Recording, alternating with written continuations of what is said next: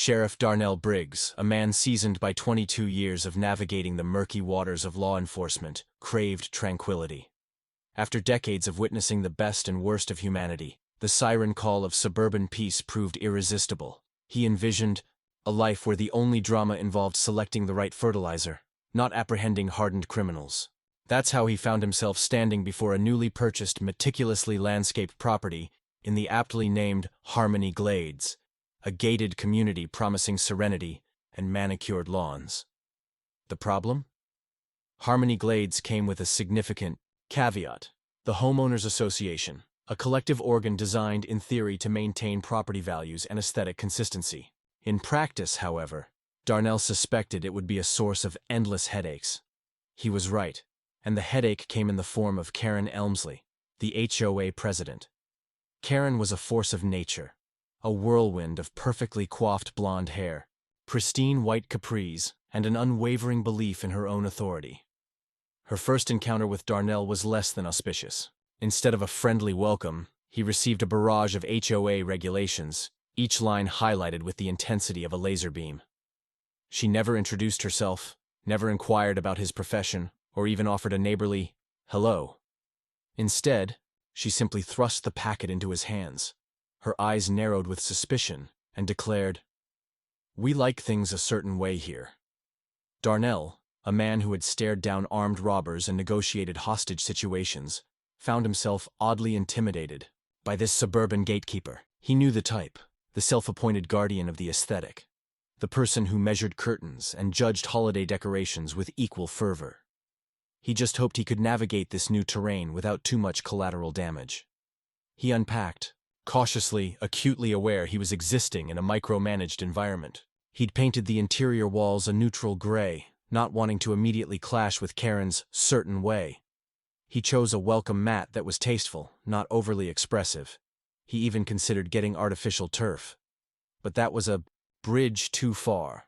He was a sheriff, a man of the earth, and he deserved real grass under his feet. It was the little things, really, that were the most infuriating. The specific shade of mailbox he was allowed, the type of flowers deemed acceptable for the front garden, and the angle at which he could park his truck. It was absurd, and he knew it would only get worse. Darnell tried to acclimate, to blend into the carefully curated landscape of Harmony Glades. He smiled politely at his neighbors, waved at the security guards, and even attempted to engage in conversations about petunias. But his efforts were constantly thwarted by the ever-watchful eye of Karen Elmsley. 2 weeks into his suburban experiment, on a rare Saturday morning off, Darnell decided to tackle his overgrown lawn. He relished the simple act of mowing, the rhythmic hum of the engine, the smell of freshly cut grass. It was a meditative experience, a brief escape from the pressures of his job. He put on his headphones, cranked up some blues, and started pushing his trusty Craftsman mower across the yard. He was wearing a pair of comfortable shorts and a Sheriff's Department t-shirt. Hardly a fashion statement, but perfectly appropriate for the task at hand.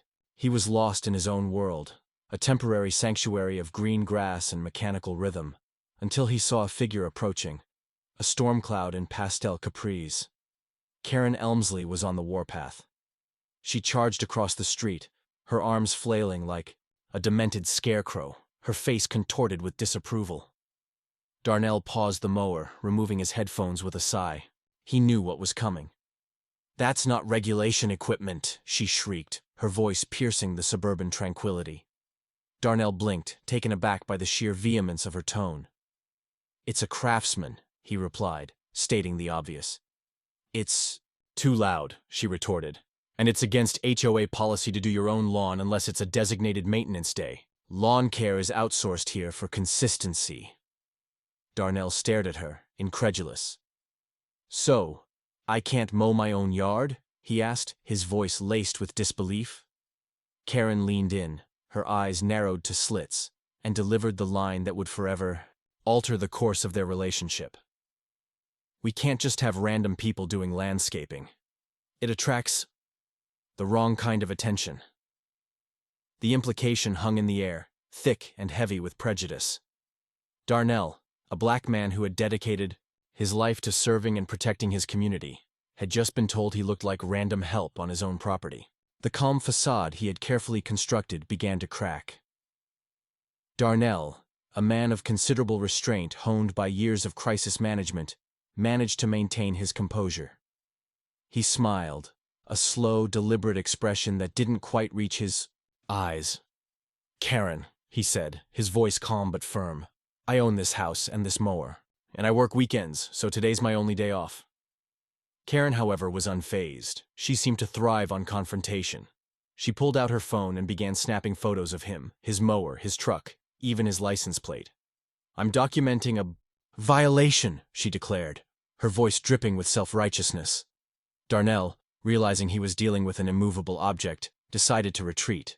He went inside, hoping the incident was over, a minor skirmish in the ongoing battle for suburban supremacy. He was wrong. The HOA, it seemed, did not take kindly to dissent. 3 days later, a formal HOA violation notice arrived in his mailbox. A crisp, official-looking document that read like a legal indictment. The charges were absurd. Unauthorized landscaping, improper attire while on lawn, and most insultingly, hostile behavior toward board members. Darnell stared at the notice, his anger simmering beneath the surface. He had dedicated his life to upholding the law, and now he was being accused of hostile behavior for mowing his own lawn. The absurdity of it all was almost comical. But, beneath the humor, a seed of suspicion began to sprout. Karen's behavior, her obsessive control, her blatant prejudice. It all pointed to something more than just garden-variety HOA zealotry. There was an undercurrent of something darker, something that didn't quite add up. He knew he had to investigate. He would use the skills he had honed over 2 decades of law enforcement to uncover the truth behind Karen's reign of terror. He started small, casually questioning neighbors about their experiences with the HOA, listening for any discrepancies or complaints. He spent hours online, researching HOA regulations and financial practices. The more he dug, the more he realized that Karen Elmsley was not just a busybody. She was a crook. The truth, as Darnell uncovered it, was both shocking and infuriating. Karen Elmsley, the self-proclaimed queen of Harmony Glades, was running the HOA bank account like her personal piggy bank. She had been siphoning off funds, padding landscaping contracts, and pocketing the difference through a series of elaborate scams. The outsourced lawn care she had so vehemently insisted on was, in reality, a front for a complex web of fraudulent invoices and shell companies. She had created a fake company, registered under her son's name, to act as a conduit for the stolen funds. She would then pay landscapers in cash, pocketing a significant percentage of the HOA dues in the process. Darnell discovered transaction histories, vendor names that didn't match the services provided, and even security footage of Karen handing over wads of cash to individuals who looked more like day laborers than professional landscapers. One of them, he realized with a flash of insight, was Karen's boyfriend, adding another layer of complexity to the scheme. The amount of money Karen had pilfered was staggering. Thousands of dollars, siphoned off from the hard-earned money of the residents of Harmony Glades. People who had trusted her, who had believed in her dedication to the community, were being systematically defrauded. Darnell felt a surge of anger, a righteous indignation that fueled his determination to bring Karen to justice. He knew he couldn't let this stand. He couldn't allow her to continue to exploit and manipulate her neighbors. He had to find a way to expose her crimes, to hold her accountable for her actions. He spent hours meticulously documenting his findings, gathering evidence, and building a case that would stand up to scrutiny. He knew that confronting her directly would be risky, that she would likely deny everything and attempt to cover her tracks. He needed a strategy, a way to expose her crimes in a way that would be undeniable and irrefutable. He decided to use her own weapon against her, the HOA meeting. Darnell could have filed a formal complaint. He could have contacted the authorities discreetly and allowed them to investigate. But he wanted to make a statement. He wanted to send a message, not just to Karen, but to the entire community, that corruption would not be tolerated, even in the hallowed halls of the Homeowners Association. He decided to confront Karen at the next HOA meeting, not as a disgruntled homeowner, but as Sheriff Darnell Briggs. He arrived at the meeting in full uniform, his badge gleaming under the fluorescent lights, his body cam activated and recording every moment. He carried a thick folder filled with his meticulously gathered evidence, ready to present his case to the stunned residents of Harmony Glades. The moment he walked into the room, the atmosphere shifted. The usual chatter and small talk died down, replaced by an uneasy silence. Karen's smile faltered, her eyes widening in disbelief. She tried to regain her composure, but Darnell could see the cracks in her facade. "Sheriff Briggs," she stammered, her voice trembling slightly. "What are you doing here? This is a private meeting." Darnell smiled, a slow, deliberate expression that sent a shiver down Karen's spine. "It's evidence presentation, Karen," he replied, his voice calm but firm. He walked to the front of the room and placed the folder on the table, the sound echoing in the silence. He opened the folder and spread the documents across the table. Transaction histories, vendor names, a copy of the fake shell company registration, and security footage of Karen handing over cash to her accomplices. The residents of Harmony Glades stared at the evidence in stunned silence, their faces a mixture of disbelief and outrage. Karen tried to interrupt, to deny the veracity of the documents, but her voice was drowned out by the rising tide of murmurs and whispers. Darnell allowed the room to absorb the information, to fully comprehend the extent of Karen's betrayal. Then, he spoke, his voice resonating with authority. "These documents," he said, "show a clear pattern of fraud and embezzlement. Karen Elmsley has been systematically stealing money from the HOA for her own personal gain." The room erupted. Accusations flew, voices were raised, and the carefully constructed facade of Harmony Glades crumbled into chaos. Karen, realizing her scheme had been exposed, tried to leave, but Darnell blocked her path. "Don't," he said, his voice low and menacing. "We've got county officials outside."